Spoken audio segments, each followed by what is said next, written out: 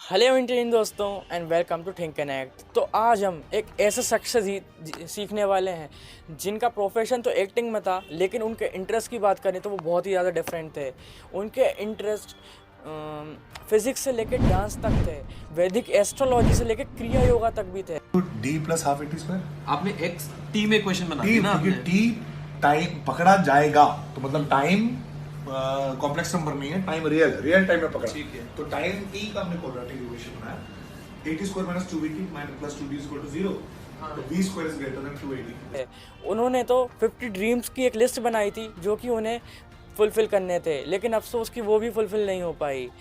और अगर उनके ड्रीम्स फुलफ़िल हो जाते तो सोसाइटी के लिए और हमारे लिए भी वो काफ़ी ज़्यादा बेनिफिशियल थे।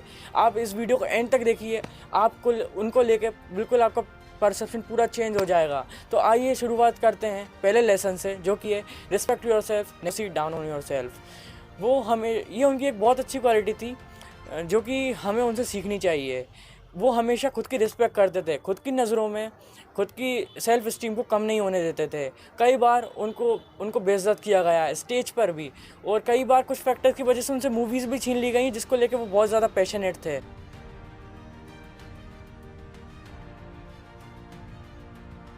तो उन्होंने ऐसी सिचुएशन में भी अपनी सेल्फ रिस्पेक्ट, अपनी सेल्फ इस्टीम को अपनी नज़रों में कम नहीं किया, जैसा कि हमारे साथ बहुत होता है। अगर हम कुछ भी काम बिगाड़ देते हैं, हमसे कोई कुछ कह देता है, हमारा कॉन्फिडेंस बिल्कुल ज़मीन पर आ जाता है। हम सोचते हैं कि हम कुछ कर ही नहीं पाएंगे ज़िंदगी में।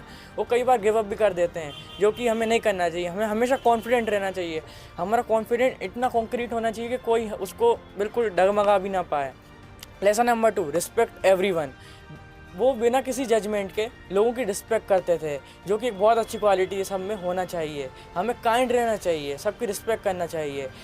वो जैसे कि उनमें कभी ईगो और एटीट्यूड नहीं आता था जैसे और एक्टर्स में आ जाता है।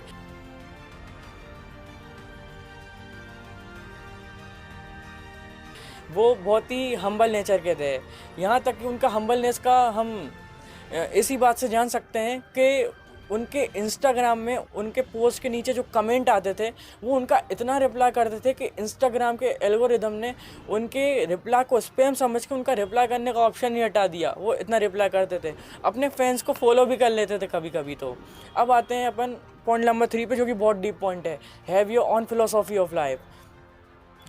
जी हाँ, सुशांत सिंह राजपूत की अपनी खुद की फ़िलोसॉफी थी लाइफ की। जैसा कि हमें सब कुछ एक्सटर्नल ही नहीं सीखना चाहिए, हमें अपनी खुद की फ़िलोसॉफी बनाना चाहिए। आपके और मेरे लाइफ एक्सपीरियंसेस बिल्कुल ही अलग अलग हैं। जो मैं सीखता हूँ अपने एक्सपीरियंस से, ज़रूरी नहीं वो आप सीखें, और जो आप सीखते हैं हो सकता है वो मेरे साथ वो घटना नहीं हुई हो। इसलिए हमें अपनी खुद की लाइफ की फ़िलोसॉफी, खुद की लर्निंग्स बनाना चाहिए, उन्हें लिखना चाहिए। आप रोज़ एक जर्नल में रोज़ रात को बैठ के लिखिए कीजिए कि आपकी आज की एक लेसन कौन सा था जो आप आज सीखे। आपको बहुत ज़्यादा फ़ायदा होगा आप जब देखेंगे उसे। ऐसे ही उन्होंने एक बहुत अच्छी फ़िलोसॉफी बनाई जब उनकी मम्मी शांत हो गई थी। उन्होंने जो फ़िलोसॉफी बनाई वो थी कि जो करना है आज कर लो, कल का कोई भरोसा नहीं है।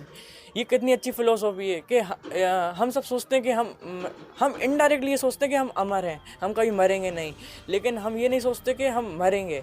जब गौतम बुद्ध के पास शिष्य जाते थे तो उन्हें कभी कभी वो जहाँ लोगों को जलाते हैं, मुझे याद नहीं आ रहा वो वर्ड, वहाँ बेचते थे, ताकि वो इस चीज़ को रियलाइज़ करें कि ये बहुत छोटी लाइफ है और हमें जो भी करना है वो जल्दी से जल्दी करना रहता है। इसलिए ही हमें जो करना है वो आज कर लें। ऐसे ही हमें खुद की फ़िलोसॉफी और लर्निंग्स बनाना चाहिए, and this is called a quality of life. Fourth lesson, what ever you do give it all of yours, never जज एनी वर्क। आप चाहे कोई भी काम कर रहे हो, वो अच्छा हो बुरा हो, आपको अच्छा लगता हो नहीं लगता, वो आपका काम हो या किसी और का काम हो, आप जो भी काम कर रहे हो उसको अपना 100% दो। और ये बात तो हम 100%, इसका एग्जांपल तो हमारे सामने है उनका।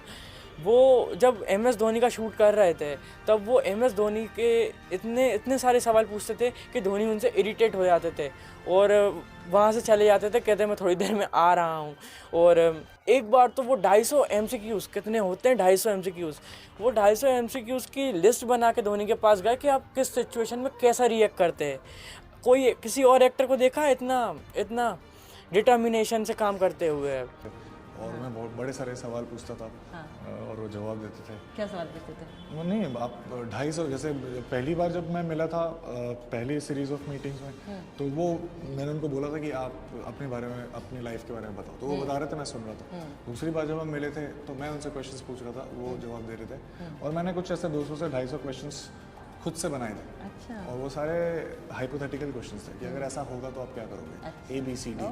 और एक बार वो 2015 में उनकी एक फिल्म थी द ब्योमकेश बख्शी, जब उसकी शूट कर रहे थे तो उन्हें 1914 की शूट करनी थी। 1940s में तो ऐसा कुछ होता नहीं था, मोबाइल फ़ोन या फिर ऑटोमेटिक कार। उनका जो कैरेक्टर था वो पैदल ही चला करता था।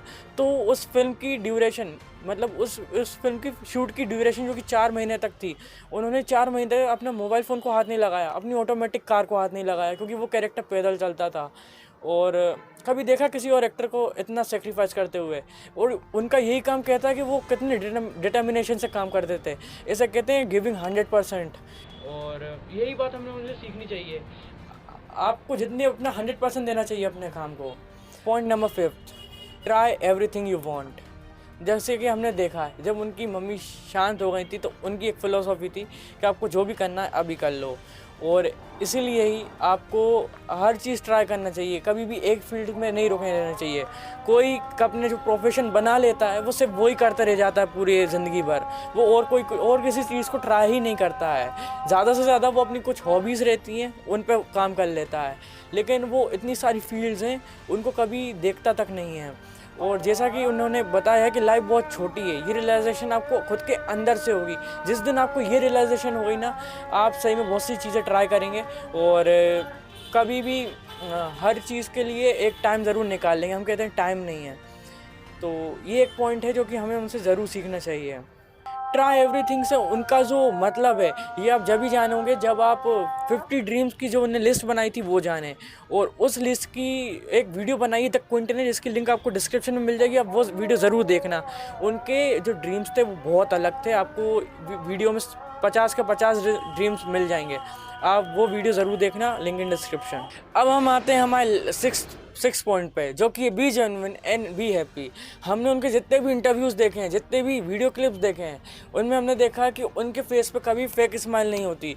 वो हमेशा उनके फेस पे एक वार्म स्माइल होती है, जो कि सामने वाले को या फिर इंटरव्यूअर को और भी कंफर्टेबल करती है और उनको मजबूर करती है खुल के बात करने पर। और ऐसे ही हमें भी अपने चेहरे पर एक अच्छी सी स्माइल रखनी होनी चाहिए, और ये तभी पॉसिबल है जब अंदर से भी हम उतने ही पीसफुल और जॉयफुल हों। आप याद करिए, आपके साथ भी ऐसा कभी हुआ होगा। ये आपकी फैमिली के साथ हो सकता है, जब आपकी फैमिली के साथ हो, या फिर जब आपका बर्थडे भी हो सकता है, जब आप अंदर से बहुत खुश हो और आप उस टाइम पे सबसे बहुत अच्छे से बात करते हैं, सबको बहुत अच्छे से रिप्लाई देते हैं। ऐसा ही कोशिश कीजिए। अगर आपने उस लम्हे को अभी याद किया तो अभी आप उतने ही इमोशनल, पीसफुल और जॉयफुल हो सकते हैं। और अपने आप किसी से ही बात करेंगे तो बहुत खुश होकर करेंगे, और यही करना चाहिए। अगर आप कभी किसी से बात करते हैं तो ऐसे ही होना चाहिए। हमें हमेशा जेन्युइन और हैप्पी होना चाहिए। अब हम आते हैं हमारे लास्ट पॉइंट पे, जो कि है रीड बुक्स। सुशांत सिंह राजपूत 3 घंटे सोते थे और बहुत सारी बुक्स भी पढ़ते थे। अगर हम उनकी कुछ फेवरेट बुक्स की बात करें तो वो थी Norwegian woods, 0 to 1, when breath becomes air और ट्रांसकेंट, द इमोशनल मशीन। ये कुछ उनकी बुक्स थी जो उनकी फेवरेट बुक्स थी। अगर ये बुक्स बिगिनर के लिए बिल्कुल भी नहीं है। ऐसा सुना है कि ये बुक्स बहुत ही डीप होती थी, और बिगिनर को तो वही बुक्स पढ़ना चाहिए जिसका पढ़ने का उनके लिए बर्निंग डिज़ायर हो उनके अंदर, क्योंकि जो चीज़ उनको सीखना है उनकी बुक्स पढ़नी चाहिए। वैसे भी किसी ने कहा है, read the books you love until you love to read. इसलिए हमें हमेशा वो बुक्स पढ़नी चाहिए जिसके लिए हमारे में बर्निंग डिज़ायर हो, जो प्रॉब्लम हमें सॉल्व करना हो। इस वीडियो को कंक्लूड करने के लिए अब हम 7 पॉइंट को जानेंगे। तो फर्स्ट पॉइंट था never see down on your self, respect your self. इसने हमने देखा था कि कैसे उन्हें कई बार बेइज्जत किया गया है और कई बार उनसे मूवीज़ भी छीन ली गई हैं, लेकिन कभी भी उनने अपने ऊपर डाउट नहीं किया। सेकंड पॉइंट था रिस्पेक्ट एवरीवन। इसमें हमने देखा था कि वो कैसे सबको बिना जजमेंट करे, बिना जज किए रिस्पेक्ट सबकी रिस्पेक्ट करते थे, और अपने फॉलोअर्स को रिप्लाई भी करते थे, उनको फॉलो भी करते थे कितने अच्छे से।